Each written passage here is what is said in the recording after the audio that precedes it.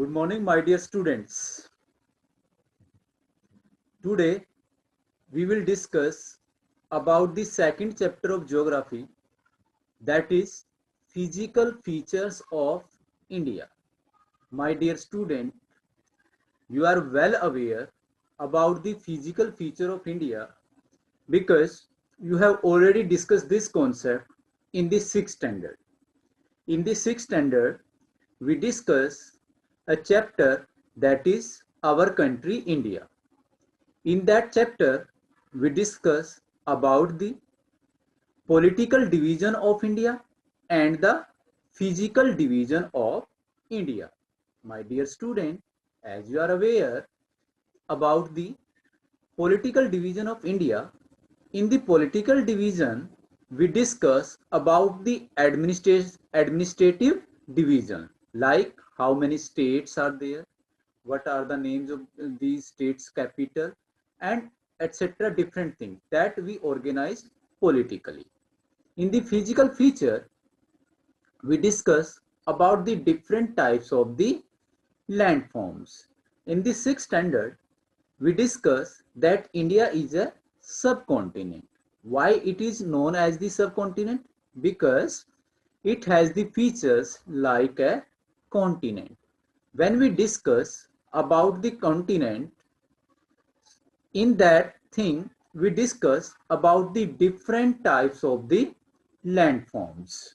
In these landforms, we discuss like mountains, plateaus, desertic area, oceanic area, or you can say that the coastal area, forest area, and a number of things that is related to the physical or different types of the landforms.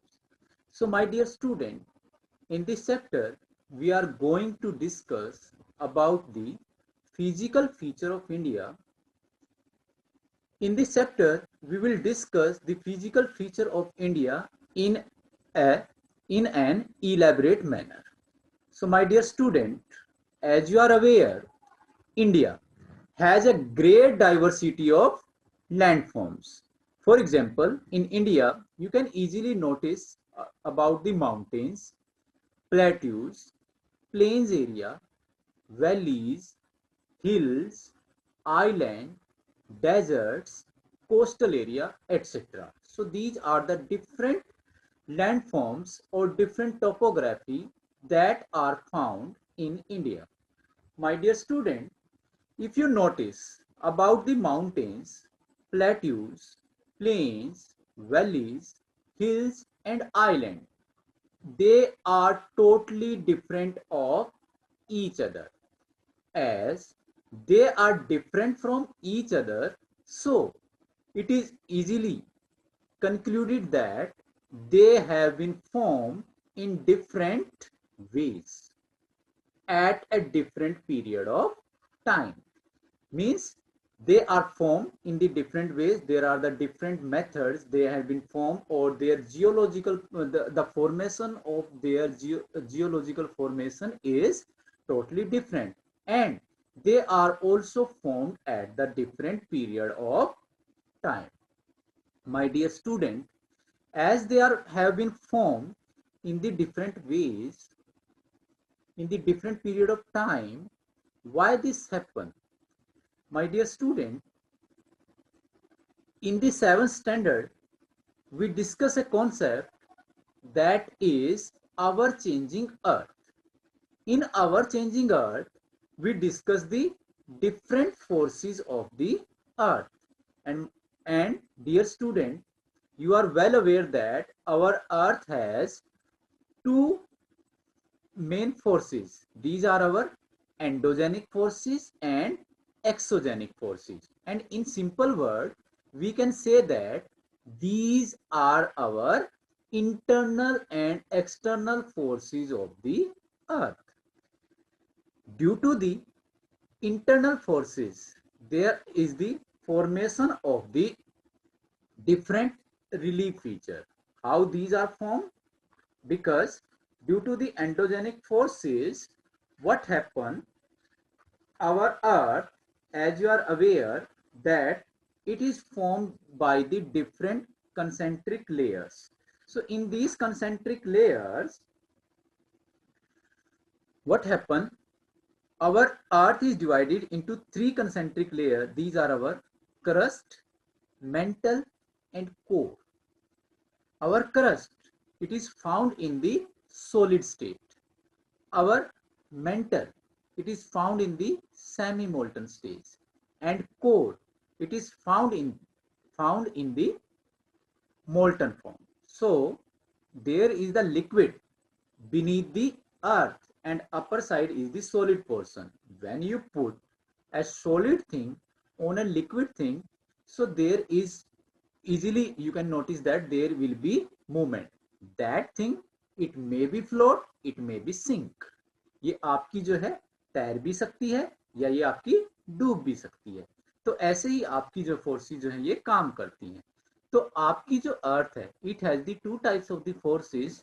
These are our endogenic forces and exogenic forces. जो आपकी endogenic forces होती है, you are well aware that these are divided into the sudden forces and diastrophic forces. जो आपकी sudden forces होती है जैसे कि earthquake, volcano, landslide, ये आपकी एकदम से होती है. You can't know about this. These are the sudden forces.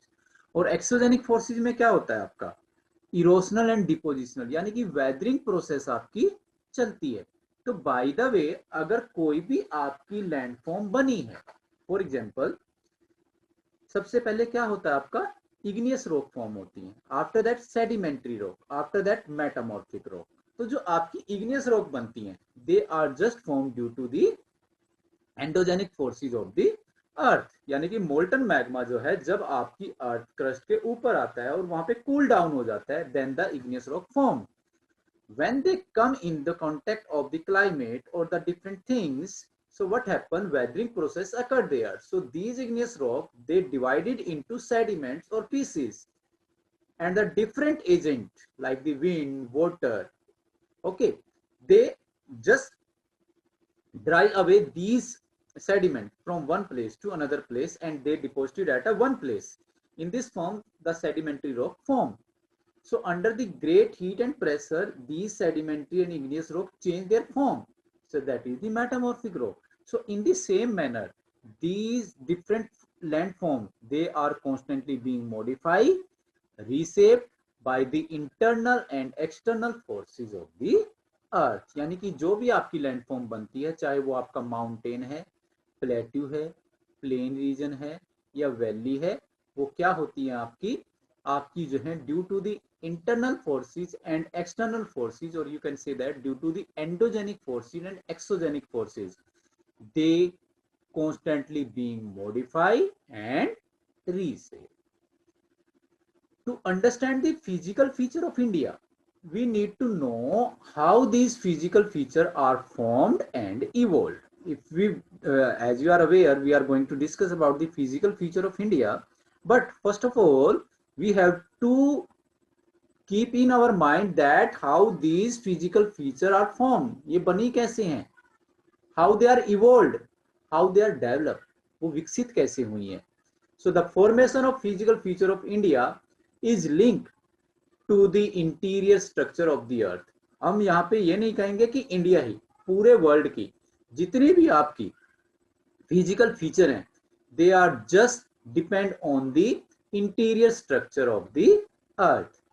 Dear student, as you are aware, this is the interior structure of the earth, and our earth, it is divided into three concentric layers. This is our crust, it is in the solid state. This is our mantle, it is in the semi-molten stage, and this is our core, it is in the molten form. So these concentric layer, what happened here? This yellowy portion, it consists of the magma. So it is in the liquid form and temperature is very high here. So what happened? This is our crust. It is in the solid state. So we are on the liquid thing. Sometimes you feel movements on the earth crust, that is known as the earthquake means earth trembling. When the earth trembling, that is the known as the earthquake. Sometimes you notice, you hear the news of the volcanic eruption. So this is just happen in the interior of the earth. So due to the interior of the earth, what happened? Our different types of the rocks has been formed. These are our igneous rock, sedimentary rock and metamorphic rock. And due to these rocks, our crust has been formed. So every physical feature is the result of the interior structure of the earth and then the external forces of the earth. What happened in the interior of the earth? A tremendous amount of energy is given out due to the differences in the temperature, density and state of the materials in the interior of the earth. What happened? As you are aware, our core, it is consist of the molten magma and temperature is very high there, maybe 6000 degree or maybe 15000 degree. इन्हीं के बीच में आपका temperature वहां पे होता है. तो ये बहुत ज्यादा आपका टेम्परेचर है. तो इस टेम्परेचर में क्या होता है? आपकी एनर्जी राइज होती है ट्रेमेंडस, बहुत ज्यादा, जिसकी वजह से क्या होता है, जैसे जैसे आप अर्थ की इंटीरियर में जाते हैं, अर्थ की इंटीरियर में जब आप जाएंगे, टेम्परेचर इंक्रीजेस, आपका टेम्परेचर बढ़ना शुरू हो जाता है.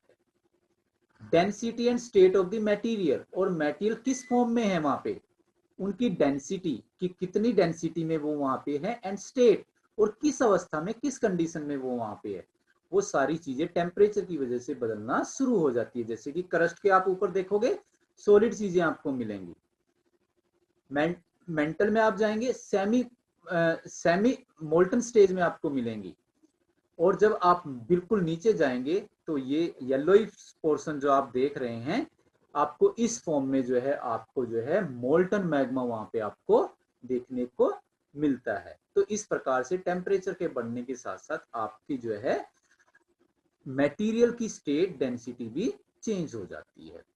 तो यहाँ पे इतना ज्यादा टेम्परेचर है, energy moves in the form of waves. यहाँ पे जो आपकी एनर्जी है, जो आपकी एनर्जी है, ये वेव्स की फॉर्म में आपकी चलती है. किस फॉर्म में चलती है? वेव्स की फॉर्म में. जैसे 7th स्टैंडर्ड में आपने पढ़ा था, ओशन में वेव चलती हैं आपकी लाइक दिस. तो ऐसे ही अर्थ के नीचे यहाँ पे इस डायग्राम पे आप देखिए कि यहाँ पे आपकी जो है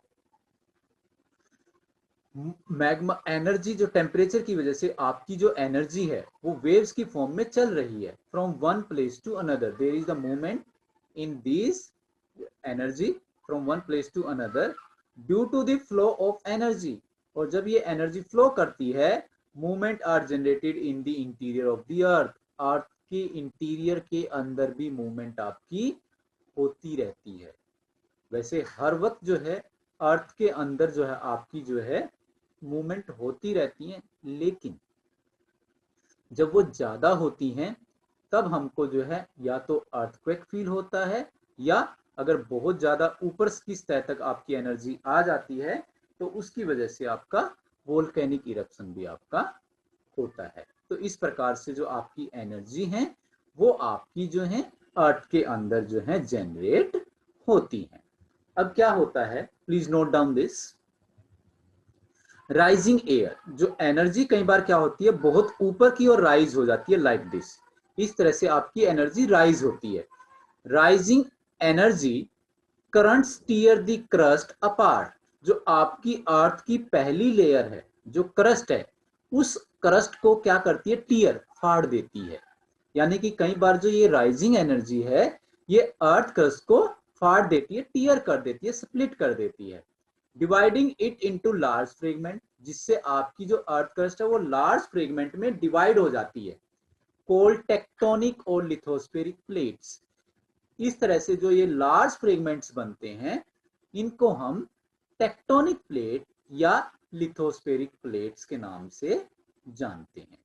सो बेटा इसको आप नोट डाउन भी कर लें, अंडरलाइन भी अपनी बुक में आप कर सकते हैं.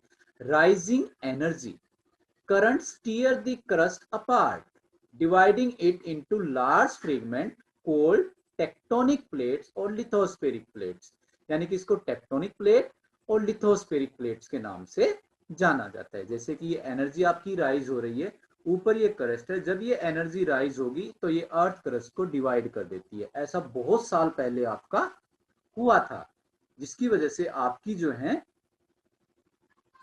अर्थ क्रस्ट जो है वो आपकी जो है बड़े बड़े पार्ट्स में आपकी जो है डिवाइड हो गई थी, जिसको हम टेक्टोनिक प्लेट और लिथोस्फेरिक प्लेट्स के नाम से जानते हैं। अगर हम अर्थ साइंटिस्ट के अकॉर्डिंग बात करें, the crust of the earth has been formed out of 7 major and 7 minor plate. तो ये जो टेक्टोनिक प्लेट, ये लिथोस्फेरिक प्लेट जो आपकी बनती हैं, ये आपकी जो है तो बहुत सी प्लेटों से बनती हैं, जिसमें 7 आपकी मेजर प्लेट्स हैं, जिसमें से लार्जेस्ट जो प्लेट है that is the Eurasian plate. सबसे बड़ी जो प्लेट है यूरेशियन प्लेट आपकी आती है। और जिस प्लेट के ऊपर हम रहते हैं, यानी कि जो ये बड़ी बड़ी प्लेट्स बनी, इसके ऊपर आपके कॉन्टिनेंट बने हुए हैं, जैसे कि 7 कॉन्टिनेंट आपके, वो इन प्लेट्स के ऊपर ही टिके हुए हैं। और ये प्लेट्स जो हैं उस मोल्टन मैग्मा के ऊपर फ्लोट करती रहती है। जब इनमें ज्यादा मूवमेंट होती है तो हमको अर्थक्वेक फील होता है, या कई बार जो प्लेट्स हैं उनकी मूवमेंट होती है, जिसकी वजह से कई बार आपकी जो ओशंस है उनमें सुनामी भी आती है, जैसे कि 2005 में आपकी आई थी, जब इंडो ऑस्ट्रेलियन प्लेट आपकी यूरेशियन प्लेट के नीचे चली गई थी, खिसक गई थी अपनी जगह से। तो उसकी जगह लेने के लिए ओशंस का वाटर जो आपका आता है, जिसकी वजह से सुनामी आपकी क्रिएट होती है। तो आपकी 7 मेजर प्लेट्स हैं, जिसमें सबसे बड़ी लार्जेस्ट जो प्लेट है that is the Eurasian plate, और जो जिस प्लेट के ऊपर हम रहते हैं that is the Indo Australian plate. वो जो आपकी प्लेट है that is the Indo Australian plate. तो इसके अतिरिक्त आपकी north American plate, African plate, आपकी अरेबियन प्लेट, आपकी Pacific plate, Philippines plate, Antarctic plate, तो ये आपकी डिफरेंट प्लेट्स आपकी हैं। आपने 2 ही याद रखनी है, लार्जेस्ट यूरेशियन प्लेट, और जिस प्लेट के ऊपर हम रह रहे हैं that is the Indo Australian plate. अब क्या होता है बेटा, the movement of the plate results in the building up of stresses with in the plates and continental rocks above, leading to faulting and volcanic। जब आपकी plates में movement होती है तो उसका रिजल्ट क्या होता है कि इन प्लेट्स के ऊपर स्ट्रेस आता है, दबाव आता है, प्रेशर आता है। तो जब ये प्रेशर इनके ऊपर आता है तो 3 चीजें होती हैं बेटा। एक होगी फोल्डिंग, प्लेट जो है फोल्ड हो जाती हैं। एक होगी फोल्टिंग, प्लेट जो है टूट जाती हैं। और एक होगा वोल्केनिक इरप्शन। 3 चीजें होती हैं when there is movement in the plates, so there is the stress on the plates and these lead to the folding, faulting and volcanic eruption. 3 चीजें आपकी होती हैं। My dear student, as the plate move, so these plate movement they are also known as the plate boundary that we will discuss in this chapter. So let's have a look here। जो आपकी plates हैं, when there is movement in the plates, so that is also known as the plate boundary। आप उसको plate movement के नाम से भी जानते हैं, आप उनको plates boundary के नाम से भी जानते हैं। The point where 2 and more plates meet is known as plate boundary। जहां पे 2 या 2 से ज्यादा प्लेट्स मीट आपस में मिलती हैं, उसको हम प्लेट बाउंड्री के नाम से जानते हैं। जो आपकी प्लेट बाउंड्री है बेटा, 3 तरह की आपकी प्लेट बाउंड्री होती है। The very first is convergent boundary, second is our divergent boundary, and third is our transform boundary। First of all, convergent boundary। Have a look on this diagram very carefully। यहां पे क्या होगा बेटा आपका, when 2 tectonic plates or lithospheric plates come towards each other, when 2 plates come towards each other, this is known as convergent boundary। जब 2 plates आपकी एक दूसरे के पास आती हैं और एग्जांपल, जैसे एक ये प्लेट है, एक ये प्लेट है, जब ये एक दूसरे के पास आती हैं तो क्या होगा, ये दो प्लेट जो है आपकी इस तरह से आपकी या तो फोल्ड हो जाएंगी, एक साइड आपकी ऊपर उठ जाएगी, राइजिंग पोर्शन हो जाएगा जिसकी वजह से माउंटेन आपके बनते हैं, या एक पोर्शन आपका सिंक हो जाएगा जिसकी वजह से आपकी वैलीज बनती हैं। तो इस प्रकार से आपकी जो है जो कॉन्वर्जेंट बाउंड्री होती है, जब दो प्लेट्स आप आपस में टकराएंगी तो दे में कलाइड और क्रम्बल, वो आपकी जो है क्रैश हो सकती हैं और टूट सकती हैं। ये कंडीशन आपकी कॉन्वर्जेंट बाउंड्री में होती है। सेकंड होती है आपकी डाइवर्जेंट बाउंड्री, इसके बिल्कुल डिफरेंट आपकी होती है बेटा। When two tectonic plates move away from each other, जब दो टेक्टोनिक प्लेट्स एक दूसरे से दूर दूर चली जाती हैं, that is known as divergent boundary, उसको हम डाइवर्जेंट बाउंड्री के नाम से जानते हैं। तब दो प्लेट्स आपकी एक दूसरे से दूर दूर चली जाएंगी तो बीच में आपका ये स्पेस बन जाता है, जिसकी वजह से आपकी सुनामी वगैरह जो है वो आ सकती हैं, या और भी अर्थक्वेक या और भी कोई भी एक्टिविटी आपकी हो सकती है। तीसरी आपकी होती है बेटा ट्रांसफॉर्म बाउंड्री। इसमें क्या होता है, at times two plates they may also move horizontally past each other and form transform boundary, यानी कि जो दो प्लेट्स हैं हॉरिजॉन्टली आपकी जो है, जैसे वो हॉरिजॉन्टली आपकी आ रही हैं, वो एक दूसरे के पास से ऐसे गुजर जाती हैं। तब जब दो प्लेट्स आपकी एक दूसरे के पास से ऐसे गुजर जाती हैं, so that is known as transform boundary. तो तीन तरह की मूवमेंट आपकी टेक्टोनिक प्लेट्स में होती हैं, convergent boundary, divergent boundary and transform boundary. Convergent boundary, when two plates come towards each other, form the convergent boundary. When two plates move away from each other, form the divergent boundary. And when two plates passes from each other, near the each other, so that is form the transform boundary. वो transform boundary को form करती है। The movement of these lithospheric plates have changed the position and the size of continent over million of years. जब इन plates में इस तरह की movement होती हैं तो इसका रिजल्ट क्या निकलता है कि ये कॉन्टिनेंट की पोजीशन को और उसके साइज को, ध्यान से सुनना बेटा इस बात को, कॉन्टिनेंट की पोजीशन को और उनके साइज को क्या करती हैं, चेंज कर देती हैं। लेकिन उसको चेंज करने में उनको मिलियन ऑफ ईयर का टाइम लगता है। These movement have also influence the evolution of the present landform feature of India. तो ये कॉन्टिनेंट को तो चेंज करती हैं, फिजिकल फीचर को तो चेंज करती है, तो इंडिया भी उससे अलग नहीं है। तो इंडिया की इस टाइम पे जो भी फिजिकल फीचर है, चाहे वो माउंटेन है, प्लेन है, प्लेट्यूज है, डेजर्टिक एरिया, कुछ भी है, उसके ऊपर भी ये डायरेक्ट आपका इन्फ्लुएंस डालती है। और वो कैसे इवोल्यूट हुए, कैसे वो डेवलप हुए, उसके बारे में भी आपकी जो है टेक्टोनिक प्लेट्स की डिफरेंट मूवमेंट ही रिस्पॉन्सिबल होती है। हैव ए लुक हियर बेटा, this thing that you are watching here, this is the Pangaea.